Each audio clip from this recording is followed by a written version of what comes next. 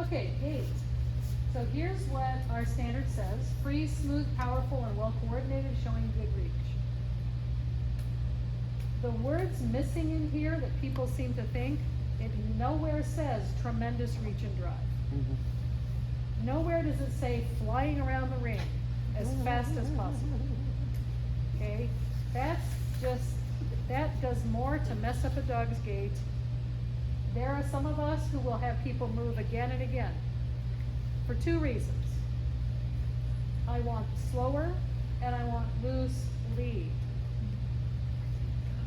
I recently judged, well, I'll just tell you, at Westminster, there was a very nice dog in there that I asked the handler to move 3 times on a looser lead.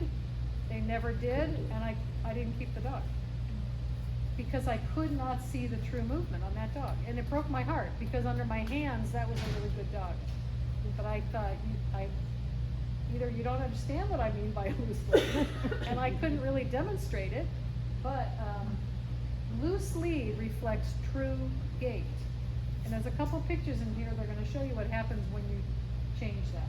So gait is free, smooth, powerful, well coordinated, showing good reach. Doesn't say fast.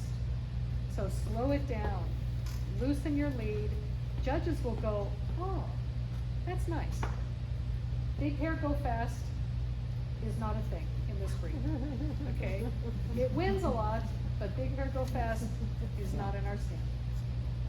Legs turn neither in nor out. They should be straight columns of support, not toeing out, not hocking in, and feet tend to converge towards center line of balance. That's just normal movement.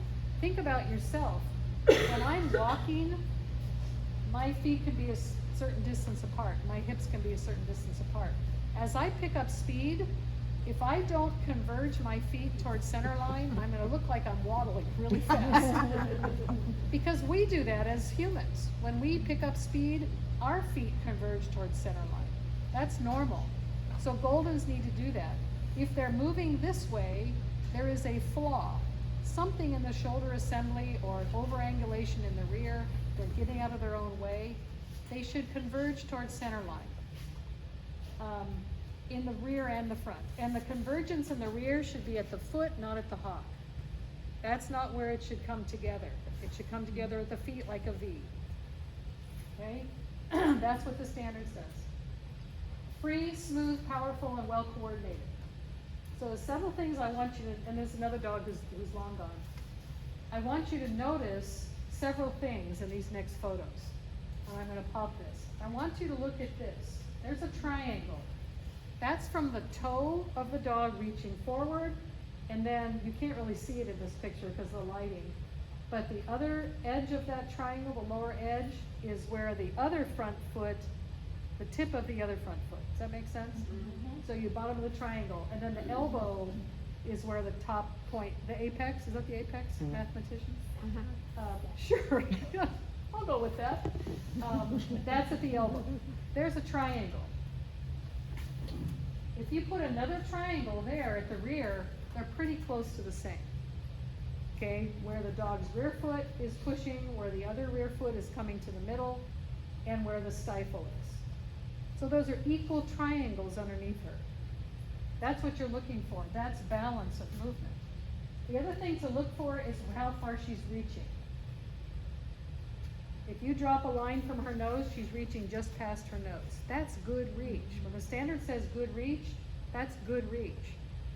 The other thing I want you to notice, and it's an important one, is how far her feet are off the ground. They're barely off the ground. That is efficient movement. Free, smooth, powerful, and well coordinated. The well coordinated is the balance.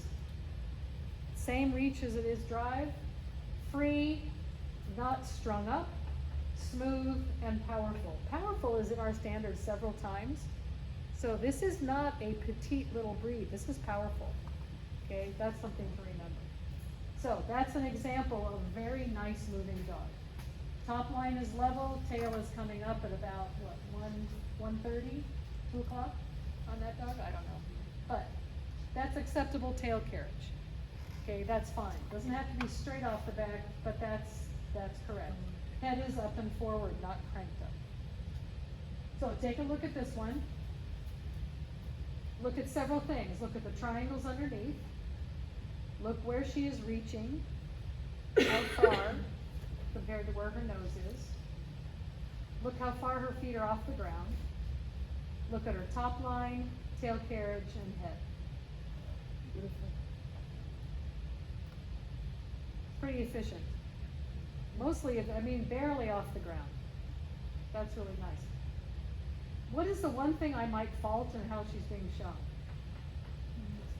Not a leash too tight. Tight lead. Okay. Now, she's moving fine even with her head cranked up.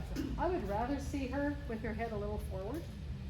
That would be in better balance because she's still moving well, but that's going to tire out more than if the head was down and forward. So that's about the only thing I critique, but that's really nice movement. Different style dog. Same positives though. Equal triangles, reaching to his nose, level back, level tail carriage, head forward, feet barely off the ground. Now, it's a lot easier to see this in a picture than it is in motion. Oh, yeah. Because when you're watching them move, you have to train your eye to see it in motion. But first you need to know what you're looking for. The two easiest things to look for are going to be how far the feet come off the ground and whether the dog is staying level. So if you train yourself to look at that first, then you can start putting in the balance of the reach and the drive.